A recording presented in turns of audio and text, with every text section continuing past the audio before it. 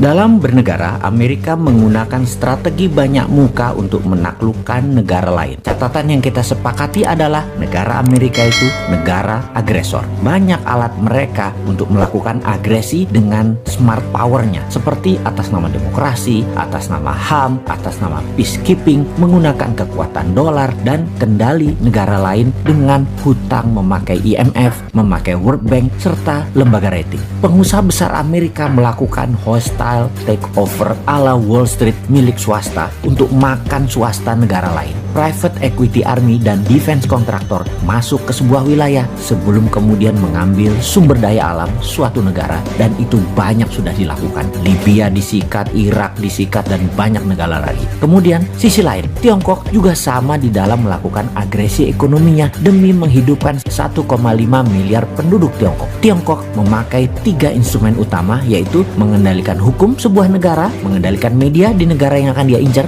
dan pejabat di suatu wilayah atau negara yang ditarget. Kemudian Tiongkok melakukan siraman ekonomi melalui BUMN Tiongkok, uang Tiongkok, SDM Tiongkok, dan teknologi Tiongkok. Indonesia kalau bersama Mardigu Nation New Mind akan juga merubah permainan. Kita tidak akan mau kena instrumen Tiongkok dan tidak akan pakai lagi instrumen Amerika. Jadi ketika mendapatkan mandat siapapun New Mind, maka saran terpentingnya akan diubah pertama-tama adalah posisi Bank Indonesia. Kemudian Kementerian Pertahanan. Kementerian tersebut bukan bertahan dengan menguatkan bedil persenjataan dan mesin perang fisik, namun membangun 5 garda penyerangan. Sungguh, apa yang saat ini manajemennya di Kementerian Pertahanan hanya 1/5 dibandingkan apa yang akan kita bangun dalam Kementerian Perang atau Minister of War atau Department of War ala New Mind. Di negara berdaulat dan negara besar, Kementerian Pertahanan manajemennya dan actionnya sudah berubah sejak 20 tahun yang lalu. Indonesia sudah memiliki banyak panglima, menteri pertahanan,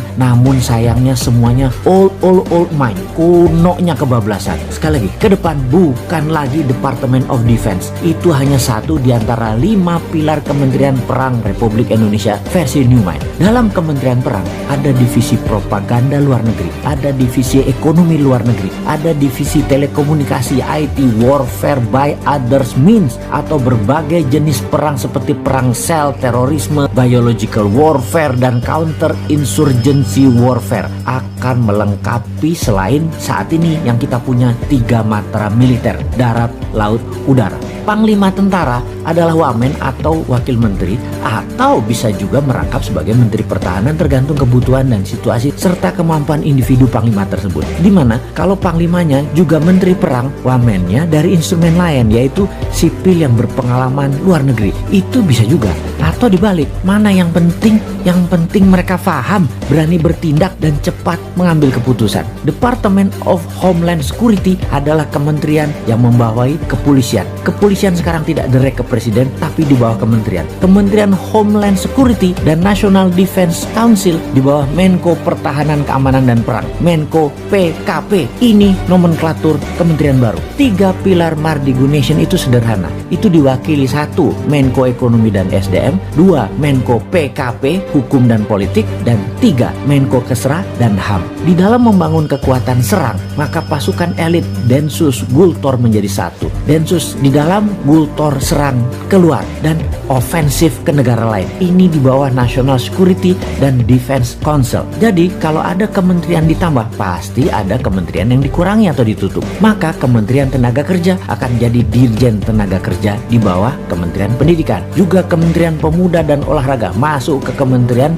Pendidikan. Kementerian Sosial akan hilang, langsung dikasih ke Pemda, dinas sosial di pemerintahan daerah masing-masing. Kementerian Peranan Wanita ditiadakan, masuk di bawah Menko Kesra aktivitasnya. Penggabungan beberapa kementerian juga dilakukan karena keterkaitan lebih mudah koordinasinya di bawah satu payung kementerian. Kementerian daerah tertinggal jadi dirjen di PUPR. Intinya kementerian saat ini akan berkurang 40% jumlahnya. Pastinya Kementerian BUMN akan ditutup. Perusahaan BUMN dikurangi jadi di bawah 20 dari 800 BUMN saat ini. Akan di merger ditutup, dijual ke publik IPO, hingga mayoritas 100% dijual. BUMN langsung berada di bawah kementerian terkait. Misalnya Pertamina dan PLN di bawah Kementerian ESDM. Jadi, New Mind akan mengembalikan semua fungsi alat negara sesuai Undang-Undang Dasar 45, di mana kementerian adalah jabatan politik dan sebagai regulator, tidak lagi sebagai operator. Kemudian pastinya swasta nasional pengusahanya termasuk UKM boleh membangun dan berbisnis sama dengan Pertamina serta PLN.